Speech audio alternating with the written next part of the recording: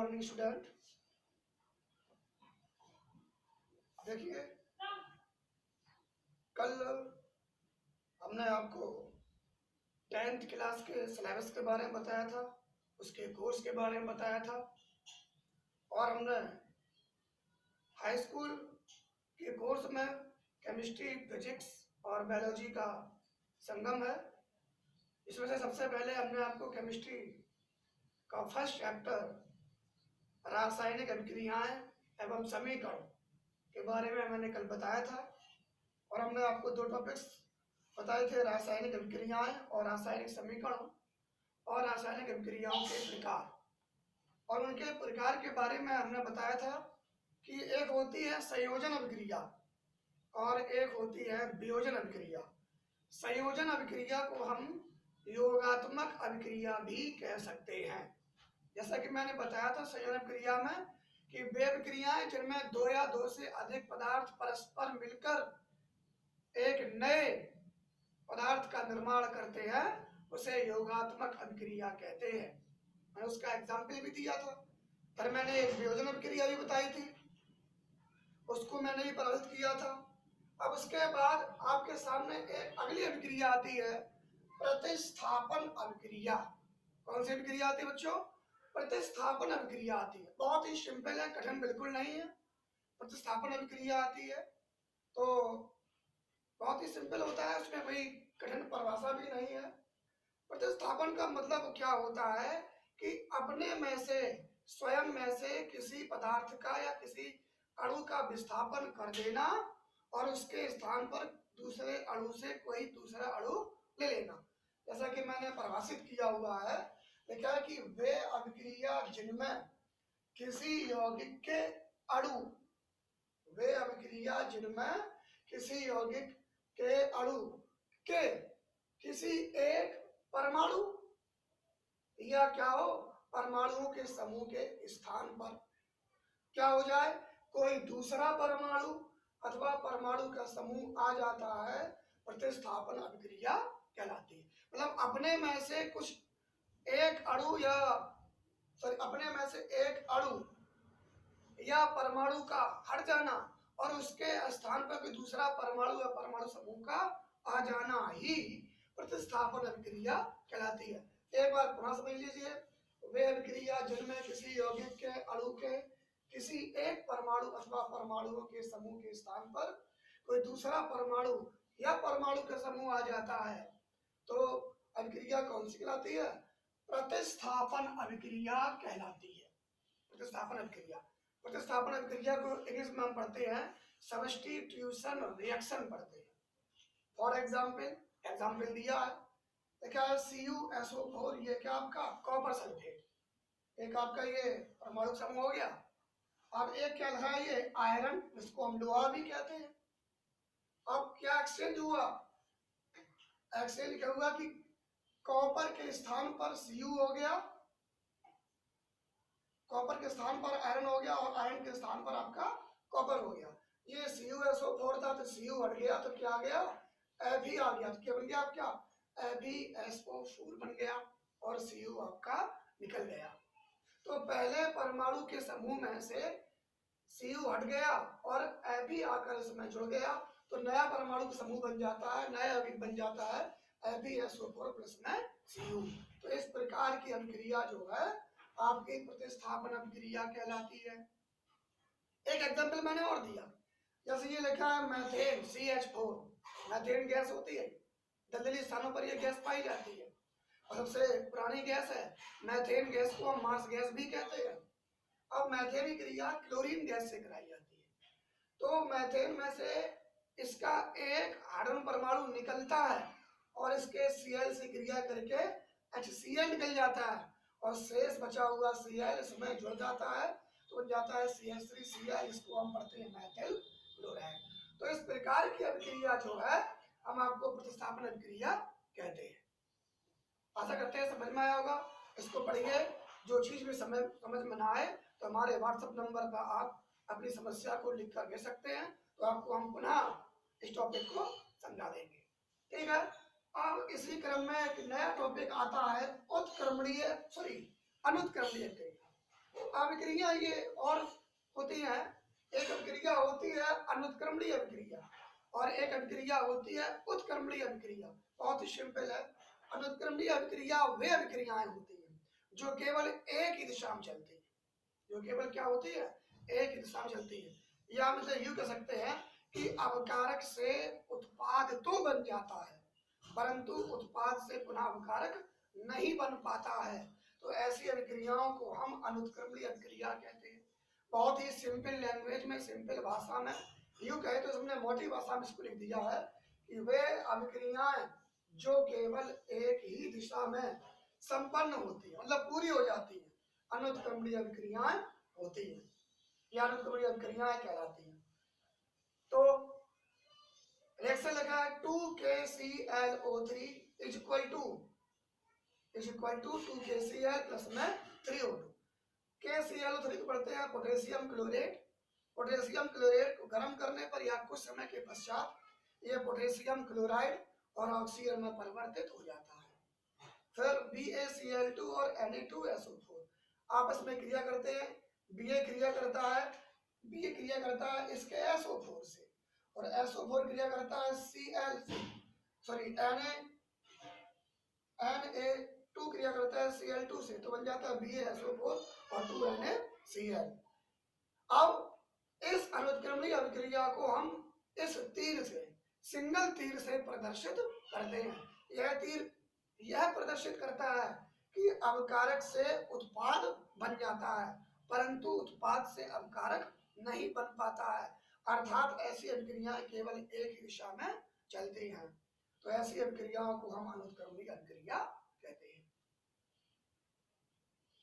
एक बार हम फिर से समझा देते हैं प्रतिस्थापन अभिक्रिया क्या है और अनुत्क्रमणीय अभिक्रिया क्या है। इसके बाद हम समझा देंगे आपको उत्क्रमणीय अभिक्रिया। तो प्रतिस्थापन अभिक्रिया क्या होती है कि वे अभिक्रियाएं जिनमें किसी यौगिक के अणु के किसी एक परमाणु या परमाणु के समूह के स्थान पर कोई दूसरा परमाणु या परमाणु के समूह आ जाता है, मतलब हम दोनों लोग आपस में एक दूसरे का स्थान चेंज कर लेते हैं, स्थान चेंज कर लेते हैं। स्थान को चेंज करना ही, स्थान को बदलना ही, स्थान को प्रतिस्थापित करना ही प्रतिस्थापन अभिक्रिया कहलाती है। एग्जाम्पल लिखा है CuSO4 Fe is equal to में क्या हुआ, Cu के स्थान पर Fe आ गया और Fe के स्थान पर क्या हो गया, Cu हो गया, तो FeSO4 आपका ये Cu में परिवर्तित हो गया।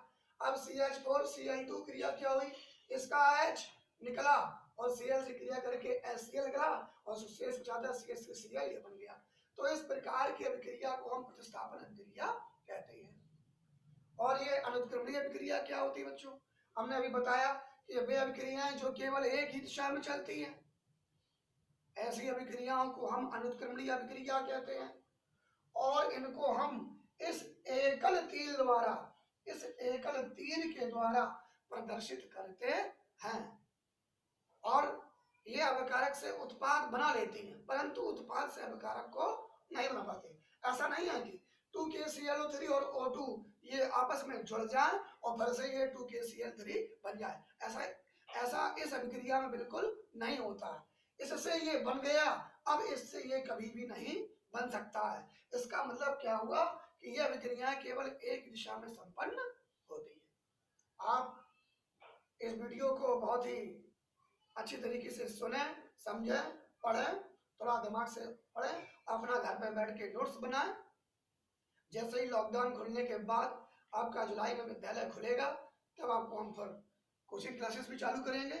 आप जो भी हम इस ऑनलाइन चैनल पर या ऑनलाइन वीडियो बनाकर आपके ग्रुप में हम सेंड करते हैं, आप इस सिलेबस को नोट्स करिए। या आपकी कॉलेज के लिए नोट्स तैयार हो रहा है, इसको बहुत ही ध्यान से पढ़ें और अपने क्लास के सभी फ्रेंड्स को बताएं कि ऑनलाइन चैनल पर पढ़ाई करी जा रही है। आप जो है हमारे व्हाट्सएप नंबर पर अपने फ्रेंड्स के मोबाइल नंबर सेंड कर दीजिए, हम उनको ग्रुप में जोड़ लेंगे और ज़्यादा से ज़्यादा इस वीडियो को शेयर करिए और पढ़िए, ठीक है। अब देखिए ये तो हो गया अनुत्क्रमणीय अभिक्रिया।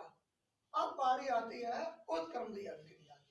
देखते हैं, बहुत ही सिंपल है उत्क्रमणीय अभिक्रिया।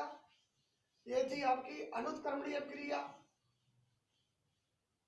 अब इसके बाद हम बताते हैं आपको उत्क्रमणीय अभिक्रिया। देखिए ये केमिस्ट्री का क्लास 10th का ये क्या है, क्लास 10th का ये हम सिलेबस पढ़ा रहे हैं केमिस्ट्री का, चैप्टर नंबर 1। आज उसमें इसका मैंने ये 5 टॉपिक पढ़ाया है उत्क्रमणीय अभिक्रिया।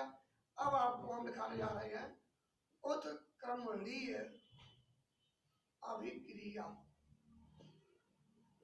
उत्क्रमणीय अभिक्रिया बहुत ही सिंपल है। ये क्या थी उत्क्रमणीय अभिक्रिया, कि वे अभिक्रियाएं जो केवल एक ही दिशा में चलती है। तो ये क्या हो जाएगा, वे अभिक्रियाएं जो दोनों दिशाओं में चलती हैं। लिखेंगे वे अभिक्रियाएं जो वे अभिक्रियाएं जो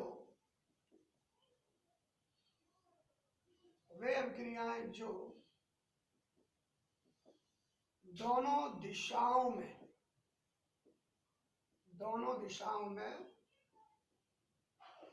संपन्न होती हैं, उत्क्रमणीय अभिक्रिया कहलाती है। उत्क्रमणीय अभिक्रिया कहलाती है। और इन्हें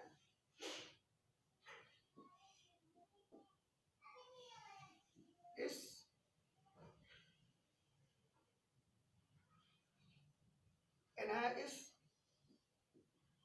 डबल तीर से प्रदर्शित करते हैं। एग्जाम्पल लिखेंगे। इस अभिक्रिया को जो हम केवल सिंगल तीर से, इन्हें एकल तीर से प्रदर्शित करते। ठीक है, अब देखिए ये मैंने एग्जाम्पल मैं ले रहा हूं इसका उत्क्रमणीय अभिक्रिया का। बहुत ही सिंपल है, बहुत ही सरल है। बस एक ही बार में से आप गौर से पढ़ेंगे तो तुरंत ये आपको याद हो जाएगा। देखिए एग्जाम्पल में पहला एग्जाम्पल CaCO3, इसको हम पढ़ते हैं कैल्शियम कार्बोनेट, और ये चिन्ह होता है डबल तीर का। ये चिन्ह किसका होता है, डबल तीर का। इस चिन्ह को हम पढ़ते हैं, इस चिन्ह को हम पढ़ते हैं साइन ऑफ रिवर्सिबल। इसको क्या पढ़ते हैं, इस चिन्ह को हम पढ़ते हैं साइन ऑफ रिवर्सिबल, या डबल तीर वाला चिन्ह। तो CaCO3 कैल्शियम कार्बोनेट, तो ये जब ये टूटता है तो ये CaO और ये CO3 में परिवर्तित हो जाता है। जैसा कि मैंने बताया था कि अनुत्क्रमणीय अभिक्रिया में ये केवल एक ही दिशा में चलती थी, उसे सिंगल तीर से प्रदर्शित करते थे। अब आपका ये क्या है, ये इसको हम डबल तीर से प्रदर्शित करते हैं। ये अभिक्रियाएं दोनों दिशाओं में चलती हैं। कहने का मतलब क्या है, जैसे CaCO3 कैल्शियम कार्बोनेट जब CaO और CO2 में परिवर्तित हो जाता है, CaO और CO2 में परिवर्तित हो जाता है। अगर हम इन दोनों को जोड़ दें तो ये फिर से यही बन जाएगा। यही कारण है कि इस अभिक्रिया को हम उत्क्रमणीय अभिक्रिया कहते हैं। वे अभिक्रियाएं जो दोनों दिशाओं में संपन्न होती हैं, वे अभिक्रियाएं जो दोनों दिशाओं में संपन्न होती हैं उत्क्रमणीय अभिक्रिया कहलाती है। इन्हें डबल तीर से प्रदर्शित करते हैं। अगर इन दोनों को जोड़ दें तो ये बन जाएगा, इसको जब गर्म कर देते हैं तो आपका ये बन जाता है। देखिए और आपको एग्जाम्पल दिखाते हैं। अगला एग्जाम्पल PCl5, ये उसका नाम होता है फास्फोरस पेंटाक्लोराइड। ये चिन्ह होता है साइन ऑफ रिवर्सिबल, तो ये PCl3 और Cl2 में बदल जाता है। इसका नाम होता है कैल्शियम ऑक्साइड, इसको जानते हैं कार्बन डाइऑक्साइड, इसको पढ़ते हैं फास्फोरस ट्राइक्लोराइड, और इसको हम पढ़ते हैं क्लोरीन। एक और एग्जांपल देखेंगे। अब जैसे PCl3 और Cl2 यदि हम दोनों को जोड़ दें, यदि हम दोनों को मिला दें, तो ये आपका बन जाता है। समझ में आया? अब देखिए एक और एग्जांपल दिखाते हैं। H2 plus I2 sign of reversible 2HI। ये हाइड्रोजन, ये आयोडीन, ये दोनों मिल जाते हैं, इसको हम पढ़ते हैं हाइड्रोजन आयोडाइड पढ़ते हैं। ठीक है, समझ में आ गया होगा। अनुत्क्रमणीय अभिक्रिया, उत्क्रमणीय अभिक्रिया और प्रतिस्थापन अभिक्रिया। एक बार इसको देख लें।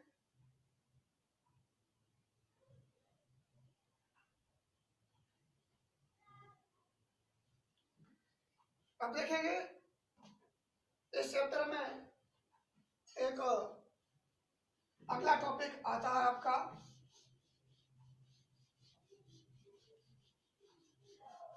अपघटन अभिक्रियाएं।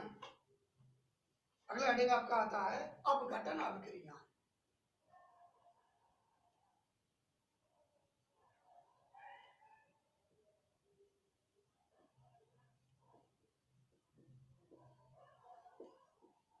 अपघटन अभिक्रिया, भाई अपघटन अभिक्रिया का मतलब होता है अपघटन, अपने में से घटना। क्या कहलाता है? अपने में से घटना, अपना अभिक्रिया। अर्थात हमारे कहने का मतलब है अपघटन अभिक्रियाएं वे अभिक्रियाएं होती हैं जिनमें किसी पदार्थ के अणु जो होते हैं वो दो या दो से अधिक सरल अणुओं में बढ़ जाते हैं। अर्थात ऐसी अभिक्रियाओं को हम जो है अनुत्क्रमणीय अभिक्रिया भी कहते हैं। क्या कहते हैं इस अभिक्रिया को? अनुत्क्रमणीय अभिक्रिया। कहने का मतलब क्या है कि वह अनुत्क्रमणीय अभिक्रिया, वह अनुत्क्रमणीय अभिक्रिया जिसमें किसी पदार्थ के अणु, वह अनुत्क्रमणीय अभिक्रिया। अभी आपने अनुत्क्रमणीय अभिक्रिया पढ़ी है, मैंने बताया था कि अनुत्क्रमणीय अभिक्रिया वे अभिक्रियाएं होती हैं जो केवल एक दिशा में चलती है। उसका एक अवकारक जब अपघटित होता है तो दो या दो से अधिक उत्पाद वो बनाता है। तो हम ऐसी अभिक्रियाओं को हम अपघटन अभिक्रियाओं की श्रेणी में भी लाते हैं। इसलिए इसकी परिभाषा क्या हुई कि वह अनुत्क्रमणीय अभिक्रिया जिसमें किसी पदार्थ के अणु दो या दो से अधिक सरल अणुओं में वियोजित हो जाते हैं, अपघटन अभिक्रिया कहलाते हैं। और ऐसी अभिक्रियाएं जो होती हैं वो ऊष्मीय अपघटन या वैद्युत अभिक्रियाएं भी कहलाती हैं, क्योंकि ये अभिक्रियाएं ऊष्मा के साथ अर्थात ऊष्मा की उपस्थिति में संपन्न होती हैं। तो देखिए इसकी हम डिफाइन करते हैं, पास लिखते हैं। वह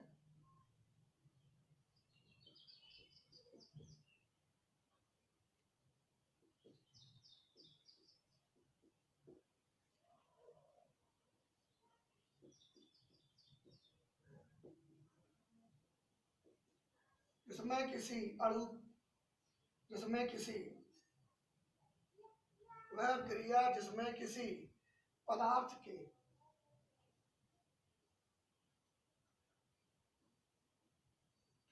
अणु, किसी पदार्थ के अणु दो या दो से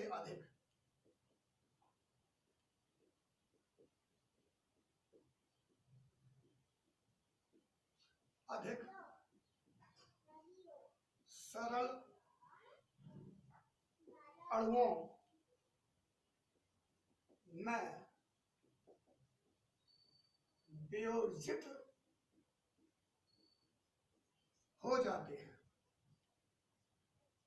हो जाते हैं, अपघटन अभिक्रियाएं कहलाती हैं।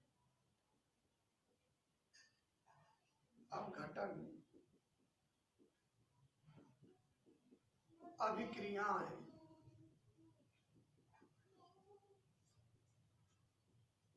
कहलाती है। यह अभिक्रिया सामान्यतः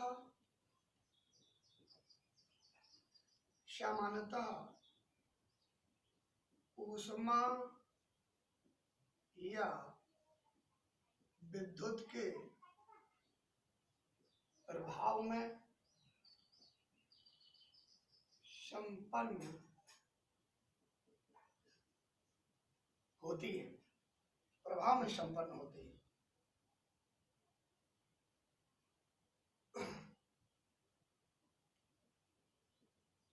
अतः इसे ऊष्मीय अपघटन भी कहते हैं। एग्जाम्पल, बहुत सिंपल एग्जाम्पल है। जो एग्जाम्पल अनुत्क्रमणीय अभिक्रिया के थे वही एग्जाम्पल इसके भी है। 2KClO3 इज इक्वल टू, ये क्या लिख दिया मैंने, ऊष्मा, तो बन जाता है 2KCl और प्लस में 3O2 लिखा था। अब 2FeSO4 इज इक्वल टू, ये ऊष्मा, तो ये Fe2O3 और प्लस में SO2 और ये SO3 में परिवर्तित हो जाता है। ये होता है फेरस सल्फेट।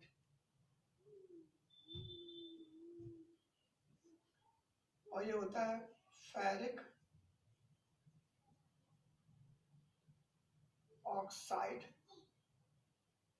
और ये सल्फर